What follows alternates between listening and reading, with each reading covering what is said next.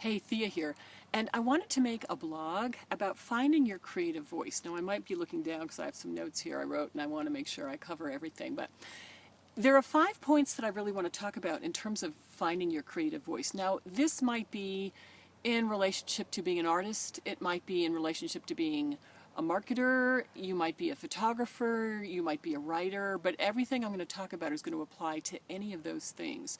Because whenever you do any of those things, whenever you do something creative, in order to really succeed, you're going to have to find your own personal voice, the thing that really sparks you and makes people drawn to what you do. So the 5 points that I want to talk about that really are helpful in terms of finding your own creative voice, the first one is to be authentic.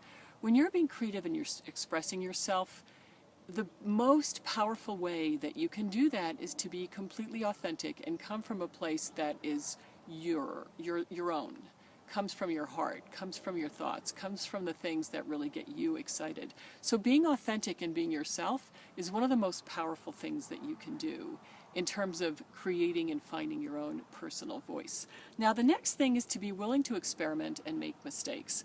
Now, a lot of the times when you're an artist and you're new, there's this sense that you want to do everything right and do it the best that you can. But if you watch children and how they're creative, they don't really think about that. They just think about, I want to have fun, I want to play. And so they don't even think about experimenting, it's just what they do. So if you allow yourself to be in that kind of childlike place of being willing to experiment and being willing to have things not necessarily come out the way you thought, don't think of it as a mistake. Think of it as kind of a learning experience that's giving you information that you can take and then turn it into something else, something better, and grow with that.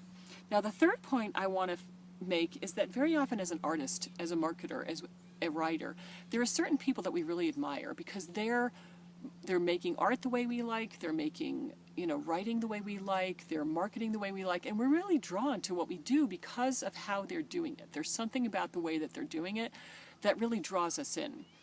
It's really perfectly okay to emulate the people that you admire because that's how you learn. Now, it doesn't mean that you're going to just copy what they do and continue that, but in the process of doing something the way someone else does it, you're going to learn a lot and you're going to be able to take the points that really work for you, the things that you admire, and then over time, you're going to be able to make it your own. So it's perfectly okay to copy people, find people that you really like, find people who are doing things the way you like, whether it's writing, whether it's taking photographs, whether it's painting, whether it's marketing. Copy what they do.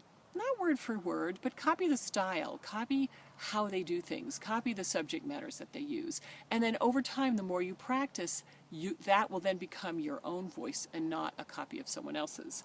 And so the fourth thing I want to talk about is to really work consistently. It's very hard to get your own voice if you're sporadic about it. Doing something every day, making sure even if you only have a small amount of time, make sure that you work consistently because each block is going to build on the next. So the more that you do something, practice your art, practice your writing, practice your marketing, the more you do that, the more you're going to be able to find that voice that is your own. And the last thing is to never give up.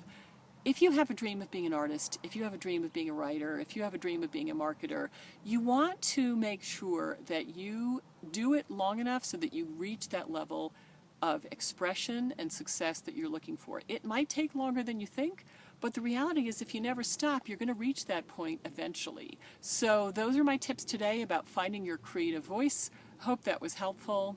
You take care.